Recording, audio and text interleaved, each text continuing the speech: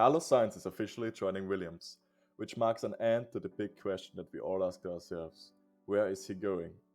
It's been a rather long journey since February, where it was first known that Carlos isn't gonna drive for Ferrari in the upcoming season, since he's getting replaced by Lewis Hamilton himself. There were tons of rumors, even from the top teams like Red Bull and Mercedes, and obviously there was also the big link towards Audi, with his father Sainz Sr. having good connections to them. It's great news for the transfer market during the summer break because Carlos, he was he was everyone holding back with their decisions. With all the other driver contracts running out this year, he obviously had a lot of teams to choose from. One of the many reasons why it may have taken such a long time for him to decide. One of those teams was Mercedes, with Lewis leaving at the end of the season, and them not having a replacement yet.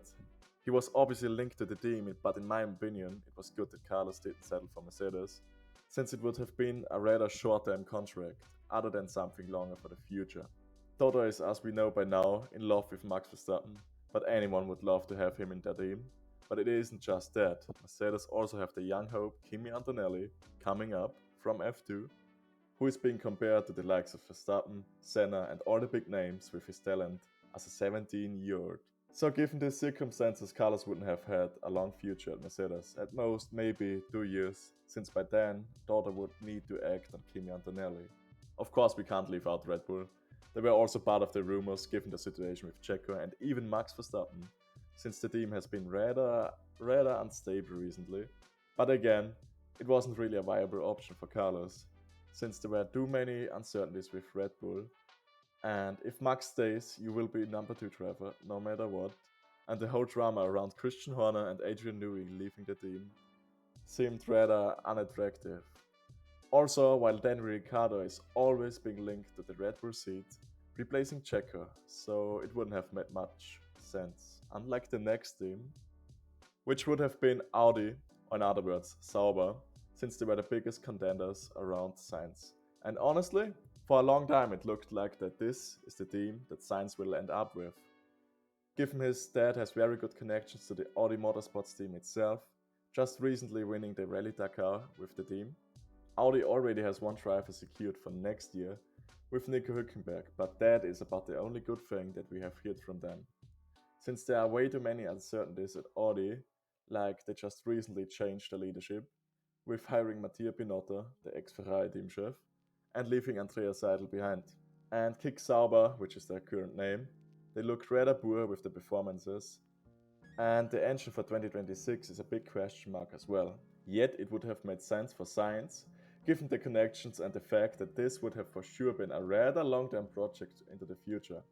Similar to Audi would have been Alpine, which he has already driven for once during 2017 and 18, where they were known as Renault. So he was familiar with some of the people there. But the team itself looks very awful right now, especially with the leadership and the management falling apart. As well as them giving up on the Renault engines and looking for a new engine supplier going into 2026. I guess this position opened up too late for him to get into advanced talks, since he has already made his decision for Williams, which he ultimately joined going into this year's summer break.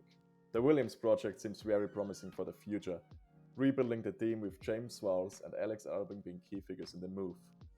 Alex personally reached out to Carlos even and gave him advice during his recovery from the appendix removal.